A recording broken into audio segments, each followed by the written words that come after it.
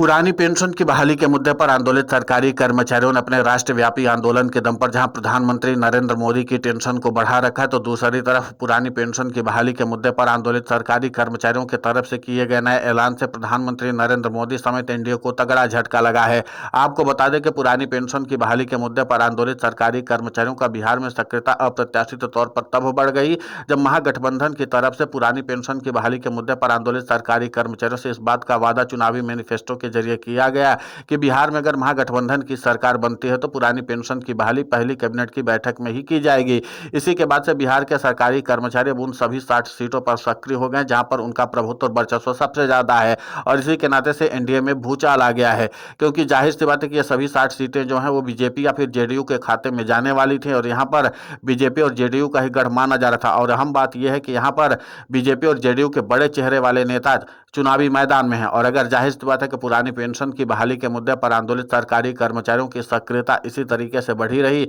तो फिर यह सरकारी कर्मचारी न सिर्फ बीजेपी और जेडीयू के बड़े चेहरों को ध्वस्त कर सकते हैं, बल्कि बिहार का सियासी समीकरण बदल सकते हैं, यानी कि सत्ता परिवर्तन कर सकते हैं। अब पुरानी पेंशन की बहाली के मुद्दे पर आंदोलित सरकारी कर्मचारी अपनी सक्रियता को इसलिए ज्यादा बढ़ा रहे हैं क्योंकि लगातार संघर्ष करने के बाद भी अभी तक बिहार के सरकारी कर्मचारियों को पुरानी पेंशन का लाभ नहीं मिल पाया है। और उधर महागठबंधन के सभी राजनीतिक दलों ने अपने चुनावी मैनिफेस्टो में इस बात का वादा किया कि अगर उनकी सरकार बनती है तो जाहिर सी बात है कि बिहार में पहली कैबिनेट की बैठक में ही पुरानी पेंशन की बहाली की जाएगी। अब इन्हीं बातों को ध्यान में रखते हुए बिहार में सत्ता परिवर्तन करने का जो संकल्प है सरकारी कर्मचारियों का, वो और भी ज्यादा मजबूत होता हुआ नजर आ रहा है। तो जाहिर सी बात है कि बिहार में ओपीएस फैक्टर ने प्रधानमंत्री नरेंद्र मोदी की नींद को उड़ा दिया है। माना यह जा रहा है कि अब इस मामले पर निपटने के लिए एनडीए के घटक दलों की एक बड़ी बैठक बुलाई जाएगी, और इसकी अध्यक्षता खुद प्रधानमंत्री नरेंद्र मोदी आज ही कर सकते हैं, क्योंकि आज 2 नवंबर है और खुद प्रधानमंत्री नरेंद्र मोदी बिहार की राजधानी पटना में एक बड़ा रोड शो करने वाले हैं। और उसके बाद इंडिया के घटक दलों के साथ मिलकर के एक रणनीति बनाएंगे कि कैसे आखिर पुरानी पेंशन की बहाली के मुद्दे पर आंदोलित सरकारी कर्मचारियों के प्रभाव को रोका जाए।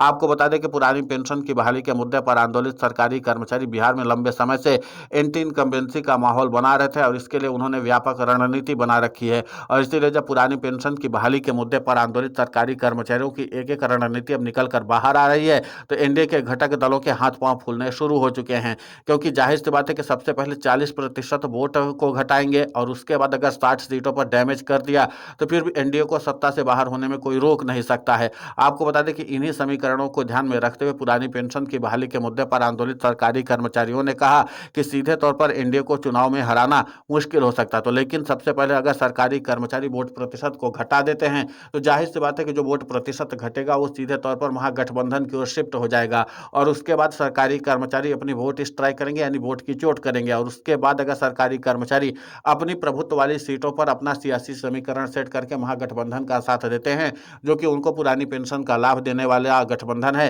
तो जाहिर सी बात है कि सरकारी कर्मचारी बड़ी आसानी से सत्ता परिवर्तन कर सकते हैं। अब ये पूरा सियासी समीकरण बिहार की राजनीति में हॉट टॉक का विषय बना हुआ है, और इसी के साथ एनडीए के घटक दलों की चिंता बढ़ गई है। माना यह जा रहा है कि प्रधानमंत्री नरेंद्र मोदी खुद बिहार की राजधानी पटना में एनडीए के घटक दलों के प्रतिनिधियों के साथ बैठक करके इस मामले पर मंत्रणा करेंगे। दूसरी तरफ पुरानी पेंशन की बहाली के मुद्दे पर आंदोलित सरकारी कर्मचारी रोज नई नई रणनीति लेकर के सामने आ रहे हैं। अभी तक पुरानी पेंशन की बहाली के मुद्दे पर आंदोलित सरकारी कर्मचारियों और महागठबंधन के शीर्ष नेताओं के बीच बैठक तक नहीं हुई है,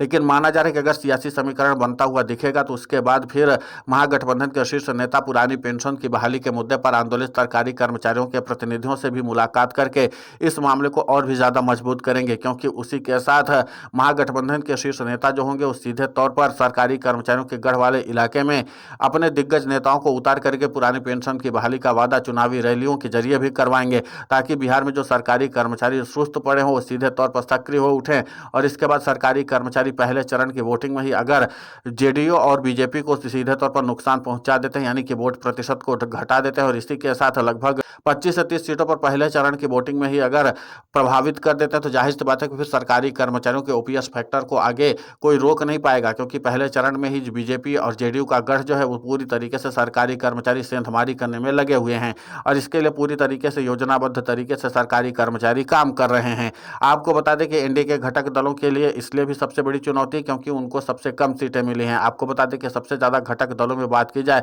तो चिराग पासवान की पार्टी को ही सीटें मिली हैं। इसके अलावा सभी घटक दलों को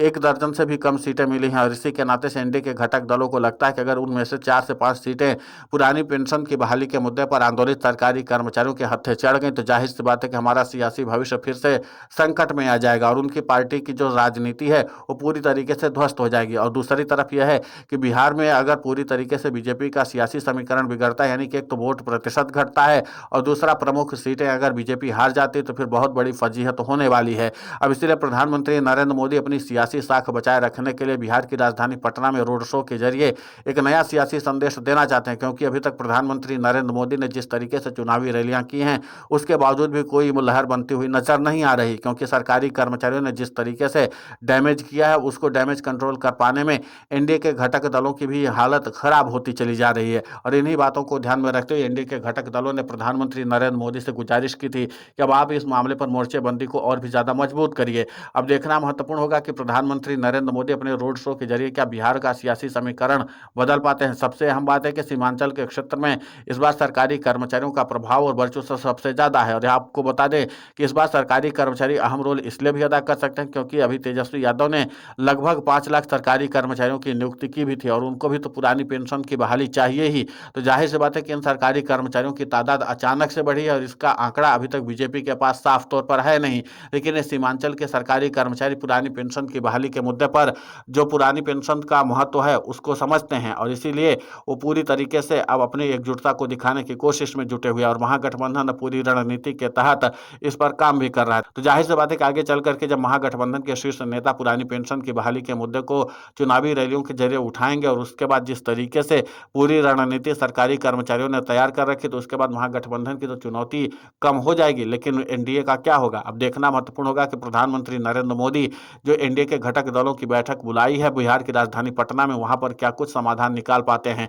क्योंकि अब सरकारी कर्मचारियों का ओपीएस फैक्टर जाहिर सी बात है कि एनडीए के घटक दलों के साथ साथ बीजेपी के लिए सिरदर्द बनता चला जा रहा है। आपको बता दें कि बीजेपी ने अभी तक मुख्यमंत्रियों से लेकर के केंद्रीय मंत्रियों तक को चुनावी रण में उतार दिया। खुद प्रधानमंत्री नरेंद्र मोदी और बिहार के मुख्यमंत्री नीतीश कुमार ने भी अपनी जो आजमाइश कर ली और वहां पर भी जो आजमाइश की है जहां पर बीजेपी या जेडीयू का गढ़ हुआ करता था, लेकिन न तो प्रधानमंत्री नरेंद्र मोदी बिहार के चुनाव में अपना कोई प्रभाव छोड़ पाए हैं और न ही मुख्यमंत्री नीतीश कुमार छोड़ पाए हैं, यानी कि उनकी सियासी चर्चाएं भी लगभग ना के बराबर हैं। लगातार चुनावी रैलियां की जा रही हैं लेकिन इसके बाद ओपीएस के फैक्टर के आगे इनका दांव फेल होता हुआ नजर आ रहा है। तब देखना महत्वपूर्ण होगा कि आगे सरकारी कर्मचारी कितना ज्यादा बीजेपी को डैमेज कर सकते हैं। लेकिन ये माना जाए कि पहले चरण से लेकर के दूसरे चरण तक में सरकारी कर्मचारी अपने वोट स्ट्राइक के जरिए प्रधानमंत्री नरेंद्र मोदी को दोहरा और तगड़ा झटका देने वाले हैं। एक तरफ पुरानी पेंशन की बहाली के मुद्दे पर आंदोलित सरकारी कर्मचारी वोट की चोट करेंगे तो दूसरी तरफ यूनिफाइड पेंशन स्कीम का विरोध करेंगे और इसी के साथ उसकी वापसी का ऐलान भी करेंगे और उसका बहिष्कार भी करवाएंगे।